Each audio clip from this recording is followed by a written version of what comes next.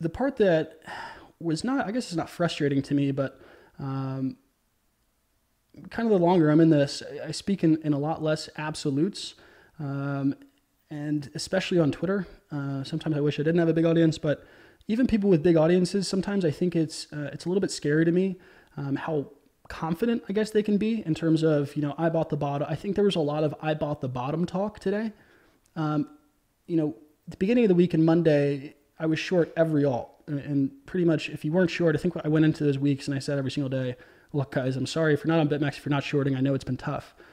So closed out all those shorts on Monday, and that was close to the bottom, right? I think I'm within 5%. I haven't wanted to flip long yet, besides that one WAN trade. And right now, I'm kind of still leaning towards I don't really want to flip long yet.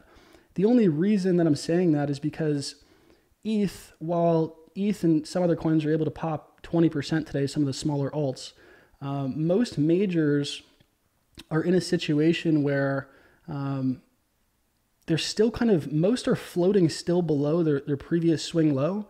So they're yet to even make kind of a, to me, I'm viewing almost every single one as a dead cat. In the same way that when EOS was bouncing on the way down, we had about 3 of these. And let me just get these colored boxes out of the way. And I'm going to show the EOS chart, but it's really happening on every single chart. On the way down, we would bounce at these kind of major levels, and every single time someone called the bottom. This was in July. The second bounce, it's an ugly circle.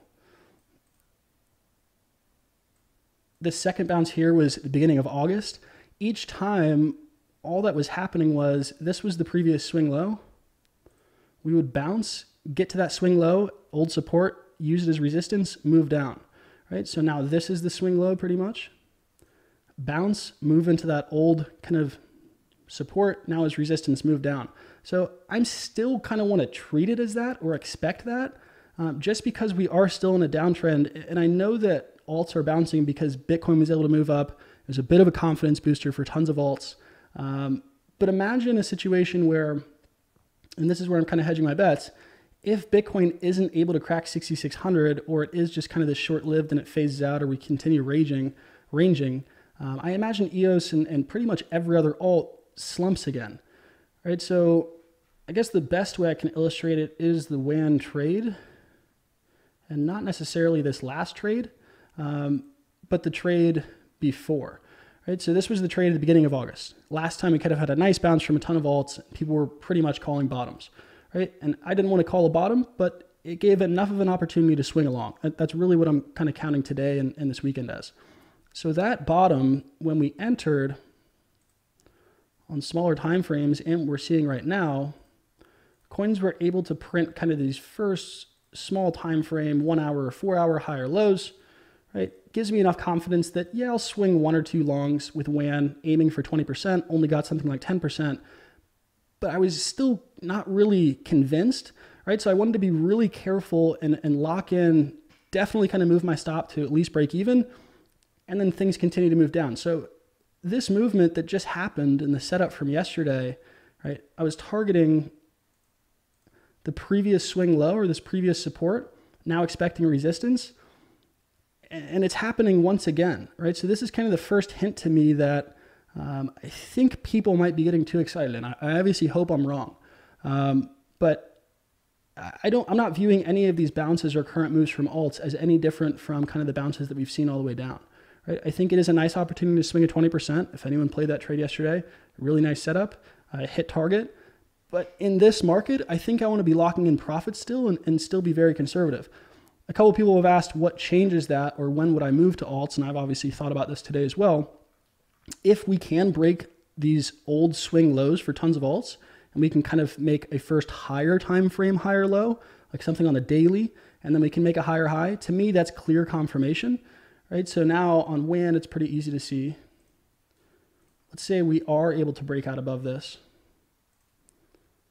and then we can use it as support for a move higher.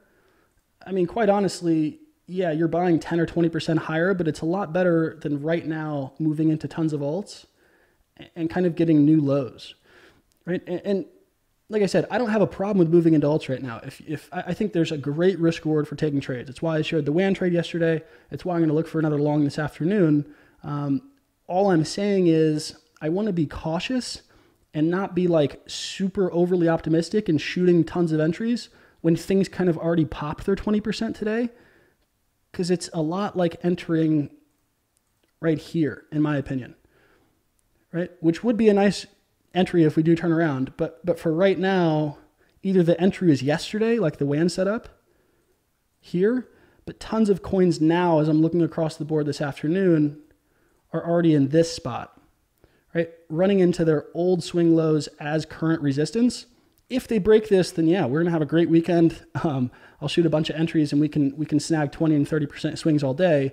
For right now and this afternoon, I know someone already kind of asked, you know, what's a trade? What's a trade?